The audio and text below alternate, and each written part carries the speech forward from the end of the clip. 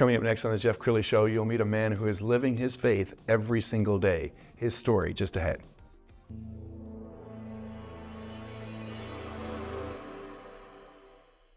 Many are predicting that the worst is yet to come, which is unfortunate, said one person here.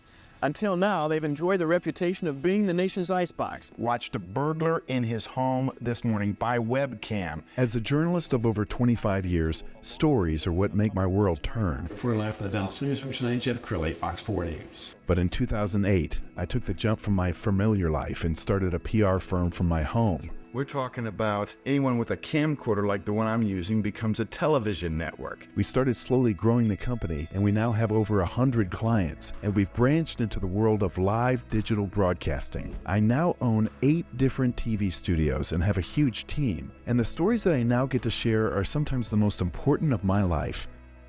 Life has a funny way of coming around full circle. This is the Jeff Crilley Show. Well, I have always been attracted to larger-than-life characters. I have people come in and out of my life, and many of them started with me recognizing that they have this aura about them. DuBose is one of those people. He's with DuBose Litigation, and you can tell he's a snappy dresser.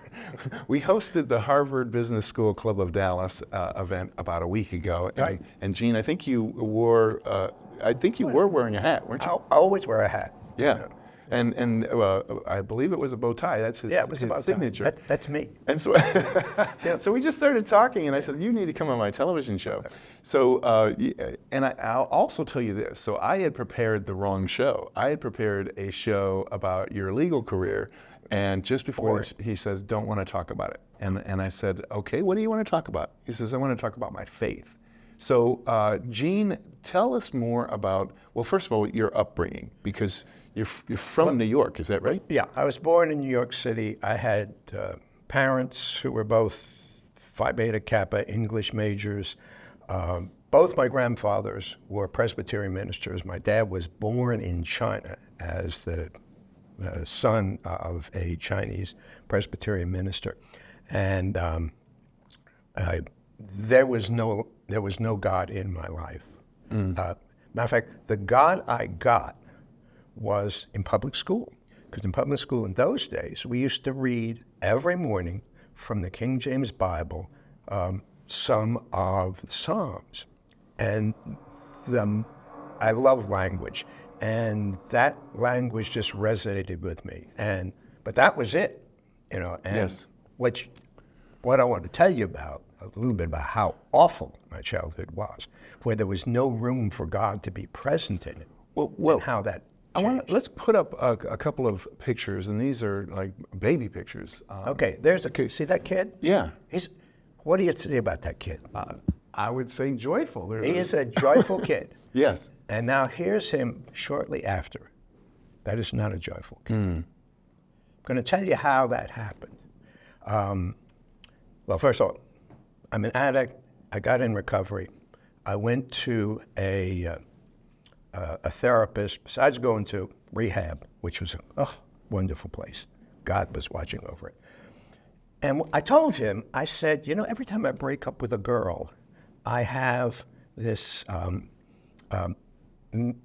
feeling that my chest is crushing and that I could die and that I've lost something really, really wonderful.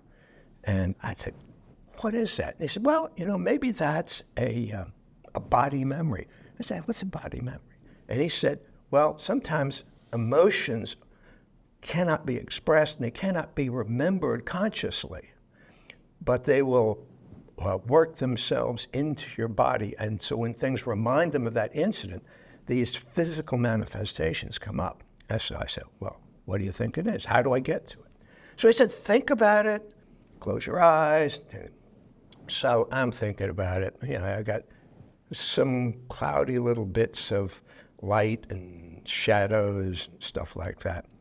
So I'm in the shower, and in the shower, I was thinking, you know, it's having lost something feminine, so to say. It's got to be my mother.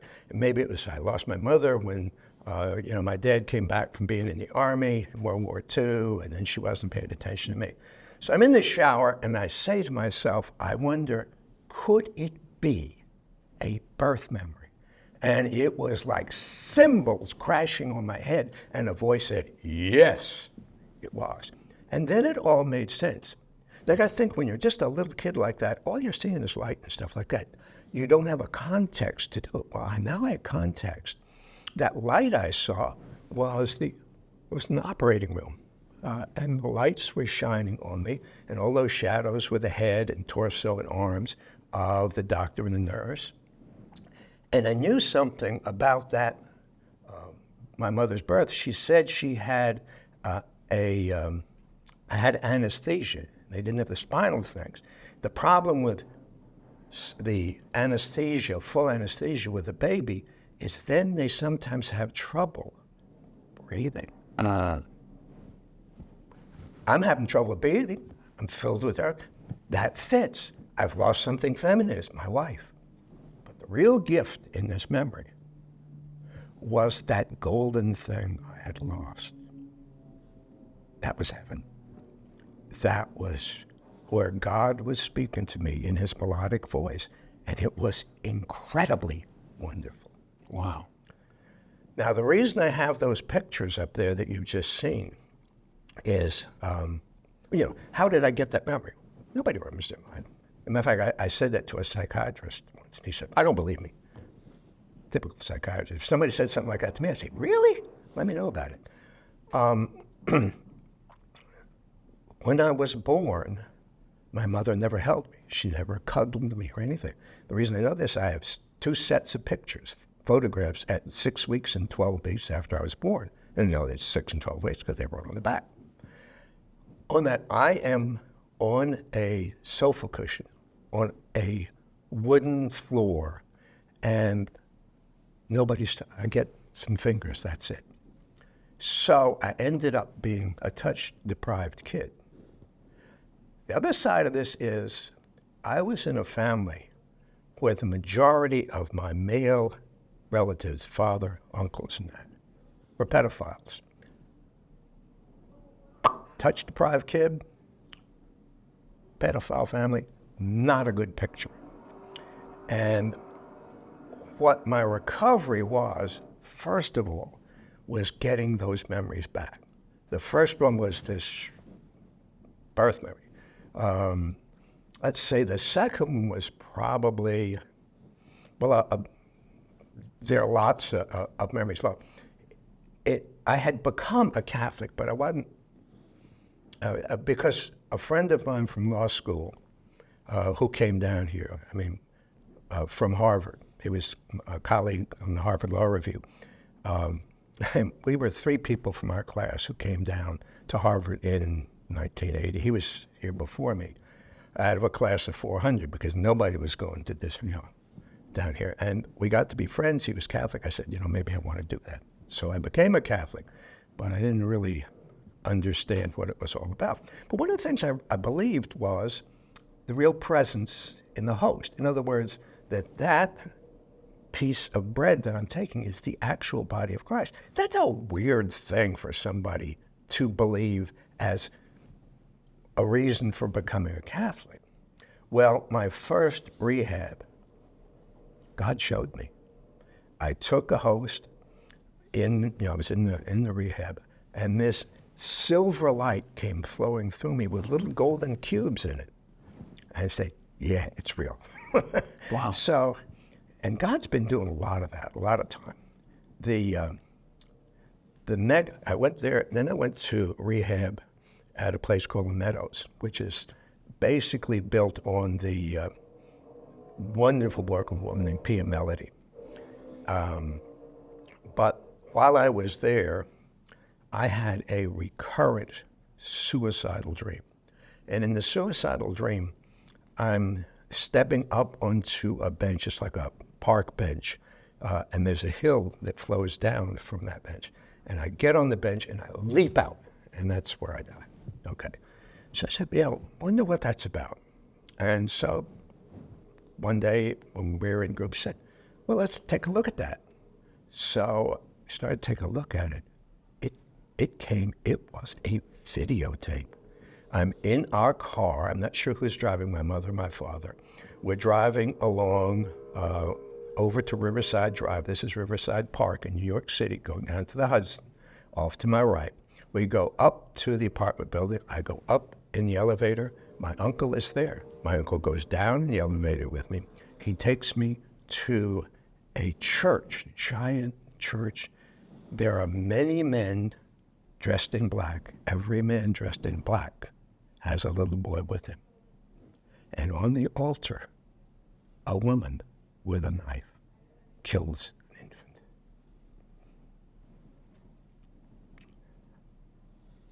The reason I used to have that suicide dream is I would rather have died than experience that. I mean, the sexual abuse there was nothing compared to watching this horror. Well, so I get these horrors thrown me, and God's revealing all this stuff, and he's communicating with me, but I'm still not there. Remember, I have not had any, my parents didn't know how to love me. They were, believe me, they were sexual abuse victims, and I have some concrete evidence with respect to my father and probable evidence from my mother. So they were just passing on what they've got. So, but I'm still, I am really, well, the real gift that I got was my current wife. And I've told you, she said, how long have we been married with her? And I said, well, obviously it's 17 years, 5 months, 22 days, and 22 hours and 39 minutes, but who's counting? But I had a crazy woman thing. If you lined up, because I dated, I was a lot of different women. If you lined up 100 beautiful, accomplished, intelligent women, I would end up with the only one who was getting secret messages from the CIA in her dental work. Nutcase. And I had a list. Every guy has a list. We're not going to admit it, and we're not going to say to anybody what's on the list. But I had a woman who checked all the boxes on the list. Unfortunately, there was not a box on the list that said not crazy. But in any case, so from the many times, and I went back to the Meadows a lot. I had a full-time thing there. They ran a week-long program called Survivors, and I went back to it again and again and there I would get little doses of God that would lift me up and carry me along. Used to be a wonderful place. They abandoned God. They're not as good as they used to be. But anyway, so one of the things I had, Pia Melody is big on Al-Anon, and I knew that Al-Anon was where I needed to be. Al-Anon is normally for people who are married to alcoholics or have a relationship with them, and they're all worried about them and all that. I never was that, but I knew that I needed to be there to get over this woman.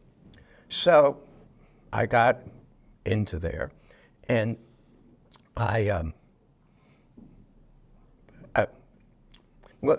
this last crazy woman, the ultimate crazy woman, I was going there to get away from her. The one real gift I got from her is the realization I was a really good dancer.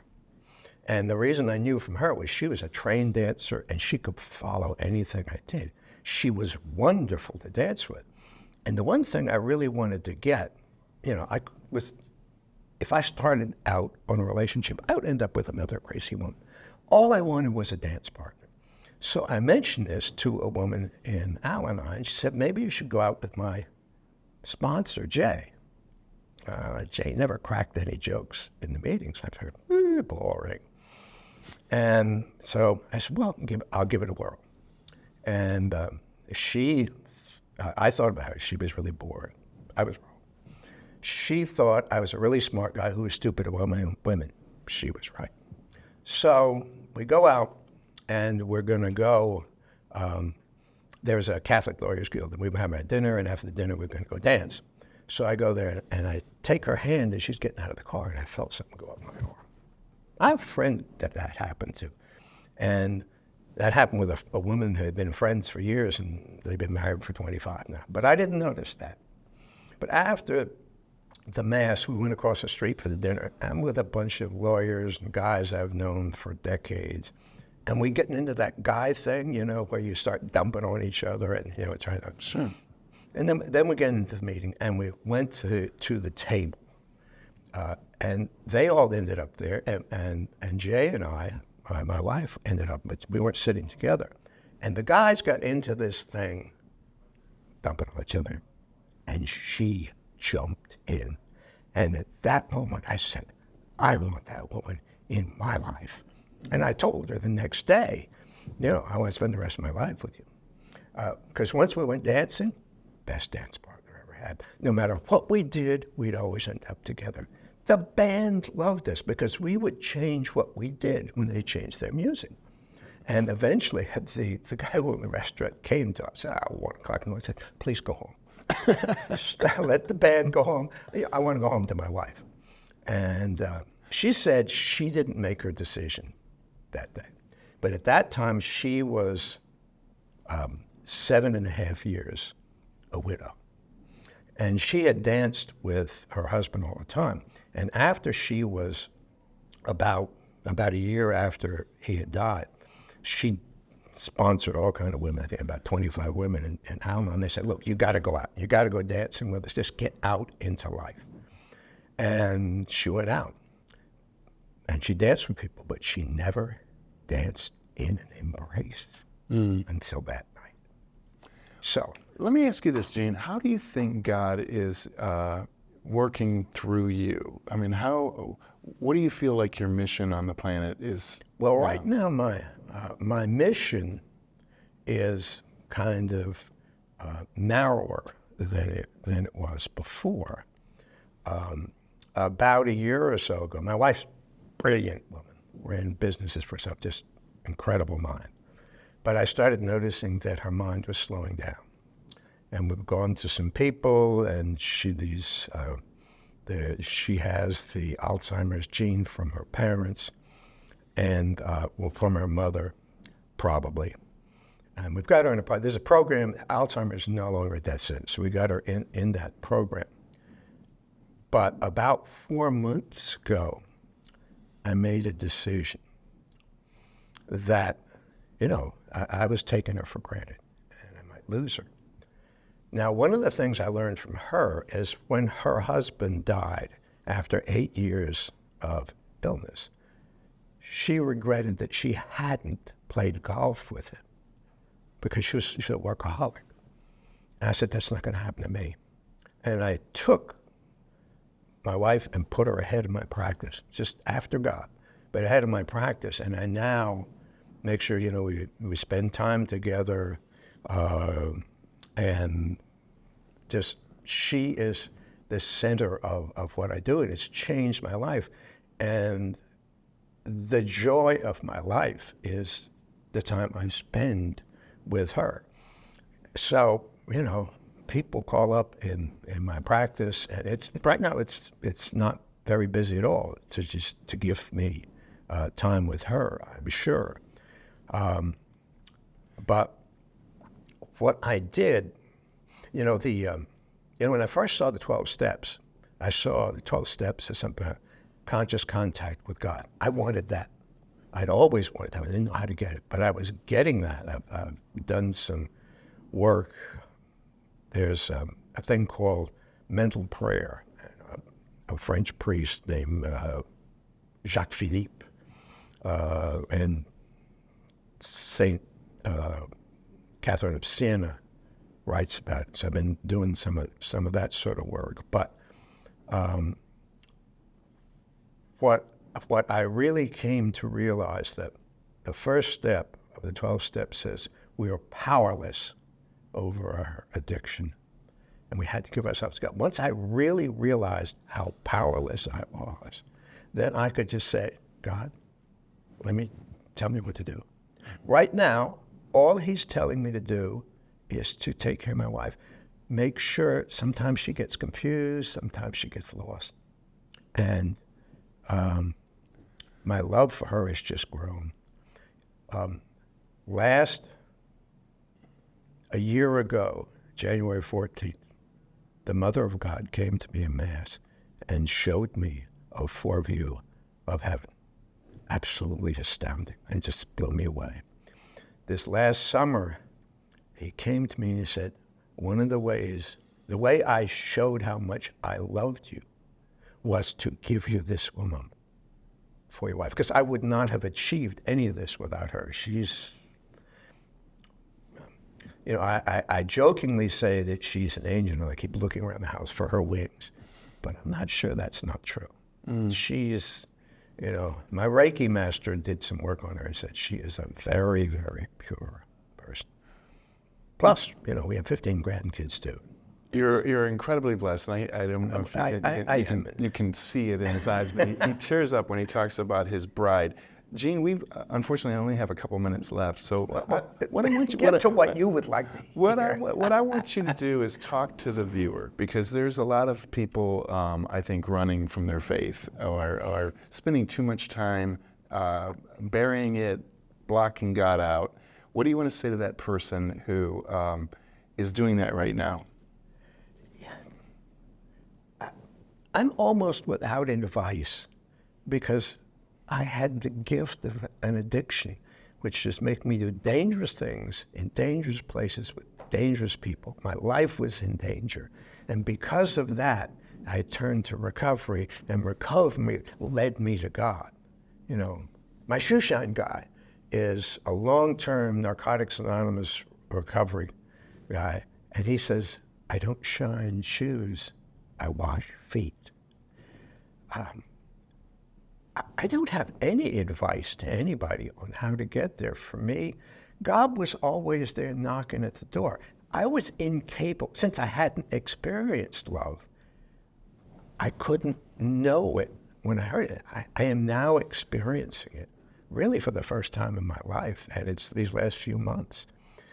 So that when I say to my wife I love her, I really mean it. She was great. She grew up in Poland under the Soviet occupation. It was, God, a worst place in the world for a child to grow up.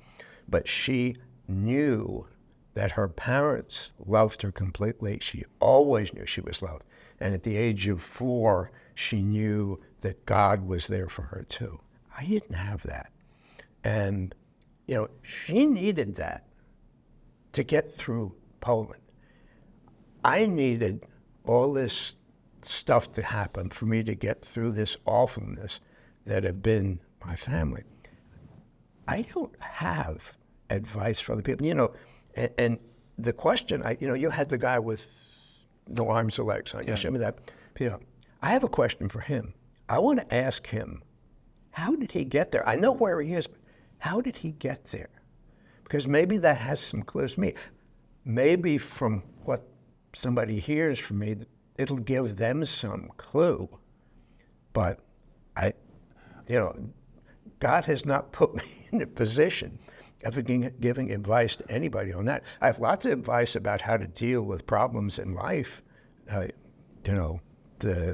I've had, as a lawyer, I see all kinds of things, and I can usually get a good advice to get through them so that they're not eating their lunch.